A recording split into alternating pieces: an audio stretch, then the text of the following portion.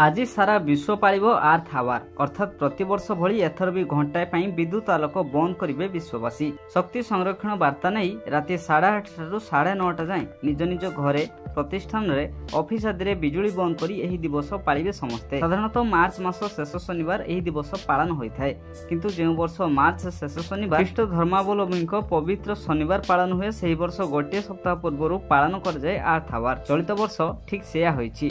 2007 मसीहा मार्च शनिवार थिला 31 तारिख राति 7:30 रु 8:30 पर्यंत प्रथम ऑस्ट्रेलिया सिडनी रे पालन कर जायथिला एही दिवस। तापरे 2008 मार्च 29 तारिख राति 8टा रु 9टा पर्यंत 35 देश में 370 रु अधिक सहर घंटाए अंधार रहिबा घटना विश्वर दृष्टि आकर्षण करथिला।